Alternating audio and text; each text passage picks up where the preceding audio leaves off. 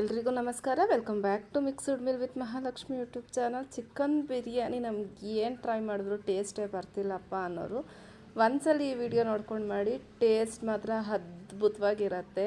Simple ಸ್ಟೆಪ್ಸಲ್ಲಿ ತೋರಿಸ್ತಾ ಇದ್ದೀನಿ, ಬನ್ನಿ ಹಾಗಾದರೆ ರೆಸಿಪಿ ಸ್ಟಾರ್ಟ್ ಮಾಡೋಣ. ಗ್ಯಾಸ್ ಆನ್ ಮಾಡಿ ಒಂದು ಕುಕ್ಕರ್ ಇಟ್ಟಿದ್ದೀನಿ. 4-5 ಟೇಬಲ್ ಸ್ಪೂನ್ ಆಯಿಲ್ ಹಾಕಿ ಚಕ್ಕೆ, ಲವಂಗ, ಸೋಂಪು, ಒಂದು 4 ಕಾಳು ಮೆಣಸು, ಏಲಕ್ಕಿ, ಸ್ಟಾರು, ಅನಾನಸು ಹಾಕಿದ್ದೀನಿ. ನಿಮ್ಗೆ ಇದೇ ಹಾಕಬೇಕು ಅಂತೇನಿಲ್ಲ, ನಿಮಗೆ ಯಾವುದು ಸ್ಪೈಸಸ್ಸು ಗರಂ ಮಸಾಲ ಇಷ್ಟನೋ ಅದನ್ನು ಹಾಕ್ಕೊಂಡು ಲೈಟಾಗೆ ಫ್ರೈ ಮಾಡಿ. ಮೀಡಿಯಮ್ ಸೈಜ್ದು 2 ಈರುಳ್ಳಿನ ಈ ಥರ ಸ್ಲೈಸಾಗಿ ಕಟ್ ಮಾಡಿ ಹಾಕ್ತಾಯಿದ್ದೀನಿ. ಈರುಳ್ಳಿ ಕಲರ್ ಚೇಂಜ್ ಆಗಬೇಕು, ಅಲ್ಲಿ ಗಂಟ ಚೆನ್ನಾಗೆ ಫ್ರೈ ಮಾಡೋಣ. ಖಾರಕ್ಕೆ ಅನುಗುಣವಾಗಿ 4 ಹಸಿಮೆಣಸಿನ್ಕಾಯಿ, ಖಾರಕ್ಕೆ ಅಲ್ಲ ಟೇಸ್ಟಿಗೋಸ್ಕರ ಖಾರಕ್ಕೆ ಮುಂದೆ ನೋಡೋಣ. ಈರುಳ್ಳಿನ ಚೆನ್ನಾಗಿ ಫ್ರೈ ಮಾಡಿ ನಾನು ಅರ್ಧ kg ಆಗೋಷ್ಟು ಚಿಕನ್ನ ನೀಟಾಗಿ ಉಪ್ಪು ಹಾಕಿ ವಾಶ್ ಮಾಡಿ ಸೇರಿಸ್ತಾ ಇದ್ದೀನಿ. ನೀವು ಚಿಕನ್ನ ಸ್ವಲ್ಪ ಉಪ್ಪು ಹಾಕಿ ನೀಟಾಗಿ ವಾಶ್ ಮಾಡಿ ಸೇರಿಸಿ, ಇಲ್ಲಾಂದರೆ ಅದ್ರ ಸ್ಮೆಲ್ ಹಾಗೆ ಇರುತ್ತೆ. ನೀಟಾಗೆ ಈ ಎಣ್ಣೆಯಲ್ಲೇ ಚೆನ್ನಾಗೆ ಚಿಕನ್ ಫ್ರೈ ಆಗಬೇಕು. ಈ ಚಿಕನ್ನಲ್ಲಿರೋ ನೀರಂಶ ಎಲ್ಲ ಬಿಟ್ಟು ಅದೆಲ್ಲ ಡ್ರೈ ಆಗಿ ಆಯಿಲ್ ಮಾತ್ರ ಇರಬೇಕು. ಅಲ್ಲಿ ಗಂಟ ಚಿಕನ್ನ ಬೇಯಿಸ್ಕೊಳ್ಳೋಣ.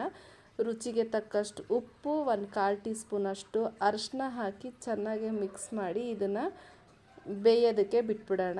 ಈ ಬೇಯೋಷ್ಟರಲ್ಲಿ ನಾವು ಮಸಾಲೆನ ರೆಡಿ ಮಾಡ್ಕೊಳ್ಳೋಣ. ಚಿಕನ್ ಬಿರಿಯಾನಿ ನೀವು ಒಂದ್ಸಲ ಈ ರೀತಿ ಟ್ರೈ ಮಾಡಿದ್ರೆ ಹೋಟೆಲ್ಗೆ ಹೋಗೋದೇ ಮರ್ತುಬಿಡ್ತೀರ, ಅಷ್ಟು ಚೆನ್ನಾಗಿರುತ್ತೆ. ಚಿಕನ್ ಬೇಯೋದಕ್ಕೆ ಬಿಟ್ಟಿದ್ದೀನಿ. ಇವಾಗ ಖಾರಕ್ಕೆ ನಾನಿಲ್ಲಿ 1.5 ಗೆಡ್ಡೆಯಷ್ಟು ಬೆಳ್ಳುಳ್ಳಿ, ಒಂದು ಮುಕ್ಕಾಲು ಇಂಚಷ್ಟು ಶುಂಠಿ, ಖಾರಕ್ಕೆ ಅನುಗುಣವಾಗಿ ಹಸಿಮೆಣಸಿನ್ಕಾಯಿ, ಚಕ್ಕೆ, ಲವಂಗ, ಸ್ವಲ್ಪ ಪೆಪ್ಪರು, ಒಂದು ಹಿಡಿ ಆಗೋಷ್ಟು ಪುದೀನ, 1 ಹಿಡಿ ಆಗೋಷ್ಟು ಕೊತ್ತಂಬರಿ. ಇದಕ್ಕೆ ಸ್ವಲ್ಪ ಉಪ್ಪು ಹಾಕ್ಕೊಂಡು ಮಿಕ್ಸಿ ಮಾಡ್ಕೊತಾ ಇದ್ದೀನಿ. ಉಪ್ಪು ಏನಕ್ಕೆ ಹಾಕ್ಕೊತಾ ಇದ್ದೀನಿ ಅಂತಂದರೆ ಈ ಕಲರ್ ಹಾಗೇ ಇರುತ್ತೆ. ಇದ್ರ ಜೊತೆಗೆ 1 ಈರುಳ್ಳಿನೂ ಹಾಕ್ಕೊಂಡು ನೀಟಾಗಿ ರುಬ್ಕೊಳ್ಳೋಣ. ನೀವು ಮಸಾಲೆ ಖಾರಕ್ಕೆ ಎಷ್ಟು ಬೇಕೋ ಅದನ್ನು ಇಲ್ಲಿ ಹಾಕ್ಕೊಂಡು ರುಬ್ಕೊಬೋದು. ಸ್ವಲ್ಪ ನೀರು ಹಾಕಿ ರುಬ್ಕೊಳ್ಳಿ. ನಾನು ಸ್ವಲ್ಪ ಜಾಸ್ತಿ ನೀರು ಹಾಕಿ ರುಬ್ಕೊಂಡ್ಬಿಟ್ಟಿದ್ದೀನಿ, ಹಾಗಾಗಿ ಒಂದು ಸ್ವಲ್ಪ ಗಟ್ಟಿಗೆ ರುಬ್ಕೊಂಡ್ರೆ ಚೆನ್ನಾಗಿರುತ್ತೆ. ಮಸಾಲೆ ಆಗಿದೆ. ಈ ಕಡೆ ಚಿಕನಲ್ಲಿ ನೀರಿನ ಅಂಶ ಎಲ್ಲ ಬಿಟ್ಟು ಡ್ರೈ ಆಗಿ ಬರೀ ಎಣ್ಣೆ ಮಾತ್ರ ಕಾಣಿಸ್ತಿದೆ, ನೋಡ್ತಾ ಇದ್ದೀರಲ್ಲ. ಒಂದು ಸ್ವಲ್ಪ ಲಿಟಲ್ ಬಿಟ್ಟಾಗಿ ನೀರಿದೆ. ಇವಾಗ ನಾವು ರುಬ್ಬಿರೋ ಅಂತಹ ಮಸಾಲೆನ ಹಾಕಿ ಚೆನ್ನಾಗೆ ಫ್ರೈ ಮಾಡಬೇಕು. ನಾನು ಹೇಳ್ತಾ ಇದ್ದೀನಿ, ನೀವು ಸ್ವಲ್ಪ ಗಟ್ಟಿಗೆ ಆಡಿಸ್ಕೊಳ್ಳಿ.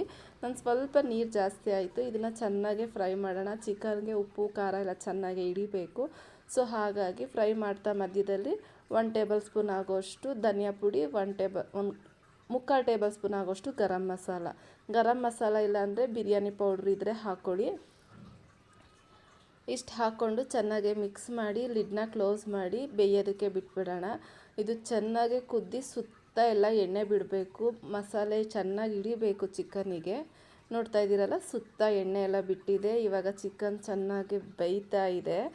ಈ ಟೈಮಲ್ಲಿ ನಾನು ಚಿಕ್ಕ ಬೌಲಷ್ಟು ಮೊಸರು ಹಾಕ್ಕೊತಾ ಇದ್ದೀನಿ.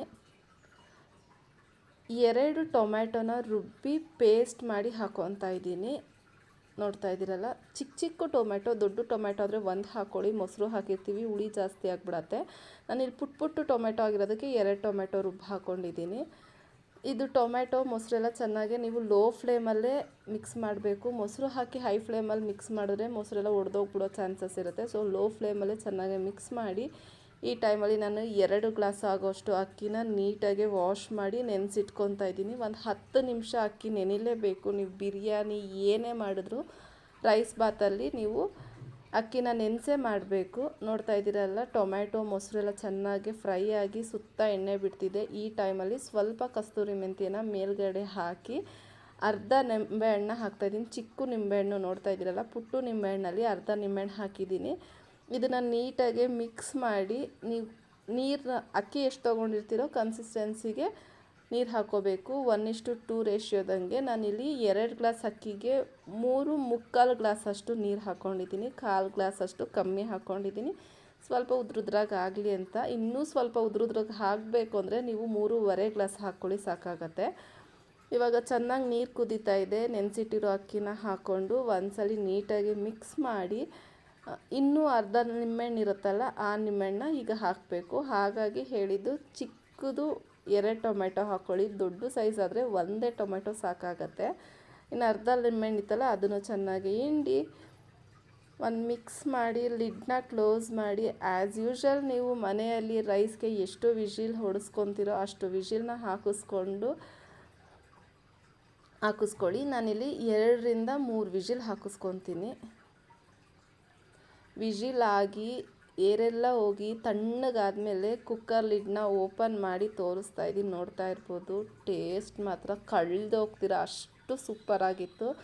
ಈಗ ಒಂದು ಸ್ವಲ್ಪ ಮಸಾಲೆ ಮೇಲೆ ಬಂದಿದೆ, ಅದನ್ನು ನೀಟಾಗಿ ಮಿಕ್ಸ್ ಮಾಡಿ ಬಿಸಿ ಬಿಸಿ ಬಿರಿಯಾನಿನ ತಿಂತಾಯಿದ್ರೆ ಅಬ್ಬಬ್ಬಾ ಸೂಪರಾಗಿರತ್ತೆ.